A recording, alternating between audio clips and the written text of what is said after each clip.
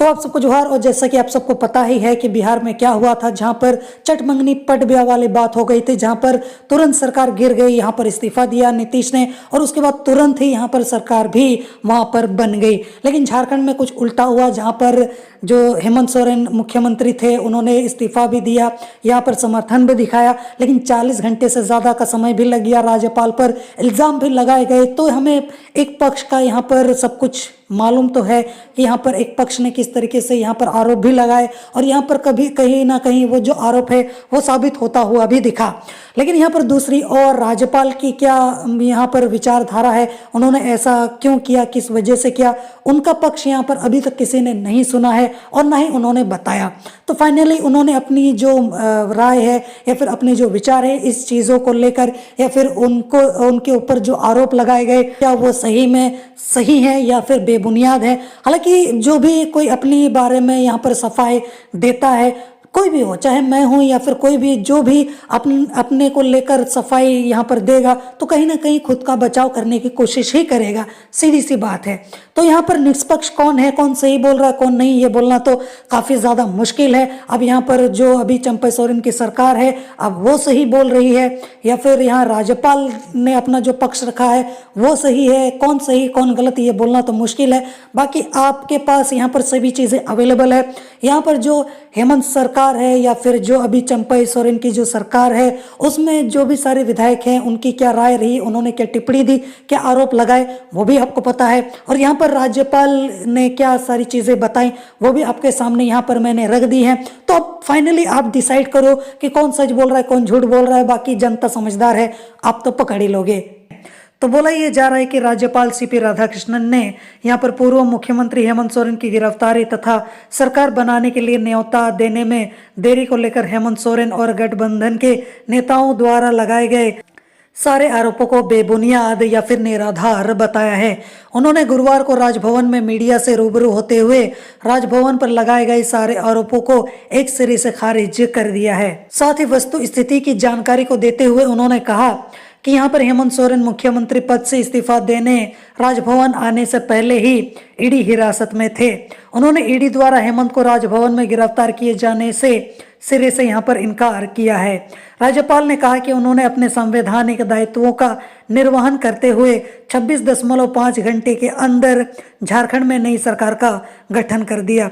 हालांकि ये 26 घंटे भी क्यों लग गए, ये भी एक बड़ा सवाल है। उन्होंने यह नहीं कहा कि नई सरकार 24 घंटे में बहुमत साबित करे, इसके लिए 10 दिनों का समय दिया।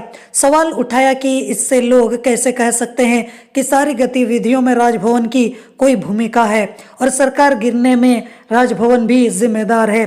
राज्यपाल ने कहा कि हेमंत सोरेन ने ही यहाँ पर अपने इस्तीफे में स्वीकार किया है कि वे ईडी की हिरासत में हैं तथा वे मुख्यमंत्री पद से इस्तीफा देना चाहते हैं।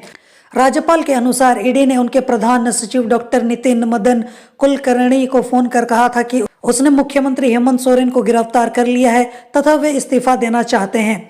जिसके बाद मुख्य सचिव एल ख्यांगते ने भी उनके प्रधान सचिव को फोन कर बताया कि हेमंत सोरेन यहाँ पर इस्तीफा देना चाहते हैं। सीएमओ से भी यही यहाँ पर जानकारी आई थी। जिसके बाद उन्होंने हेमंत सोरेन का 3 घंटा इंतजार भी किया।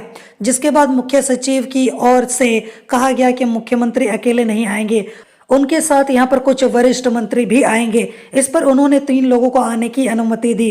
राज्यपाल ने कहा कि उन्होंने कभी नहीं कहा कि कौन आएगा कौन नहीं। राज्यपाल ने यह भी कहा कि उन्हें पहले सूचना नहीं दी गई थी कि हेमंत के साथ आने वाले विधायक सरकार बनाने का दावा करेंगे। अचानक यहाँ पर 43 विधायकों का समर्थन होने की बात कहते हुए दावा प्रस्तुत कर दिया। इस पर उन्होंने अगले दिन निर्णय लेकर सूचना देने की बात कही।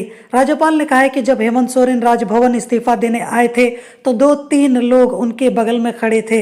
राज्यपाल के अनुसार वे नहीं जानते थे कि वे लोग कौन थे।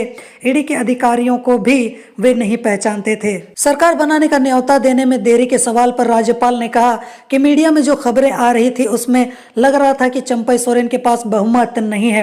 हालांकि ये खबर किसने उड़ाई, कहां से उड़ी है, ये तो समझ के बाहर है, क्योंकि शुरू से ही ये खबर सामने निकल कर आई थी। जैसे यहाँ पर पूर्व मुख्यमंत्री हेमंत सोरेन ने इस्तीफा दिया था उसी वक्त यहाँ पर पर उन्होंने कहा था और वहां पर पूरा प्रूफ भी दिया था कि 47 विधायकों का सपोर्ट है हमारे पास, और इसके अलावा कुछ एप्लीकेशंस वगैरह भी दिए थे। इसके अलावा कौन कौन यहाँ पर समर्थन में है उनका नाम, सिग्नेचर वगैरह भी दे दिया था। तो अब ऐसे में यहाँ पर कैसे ये सवाल उठता है कि यहाँ पर खबरें मीडिया में उड़ रही थी कि बहुमत नहीं है, ये है वो है, क्योंकि ऑलरेडी ये खबर तो सब जान ही गए थे कि 47 से 48 विधायकों का यहाँ पर सपोर्ट है चंपा सोरेन के पास। उनके पास एक तो फोन भी आए थे जिसमें यहाँ पर समर्थन नहीं देने की बात भी कही गई थी। ऐसी परिस्थिति में सरकार बनाने का न्योता देने में कुछ समय लेना जरूरी था। उन्होंने कहा कि सरकार बनाने का न्योता देने से पहले उन्होंने कानूनी सलाह ली। हालांकि वो अगर इस चीज को एक्सेप्ट कर भी लेते तो बाद में उनको फ्लोर टेस्ट तो करना ही पड़ता।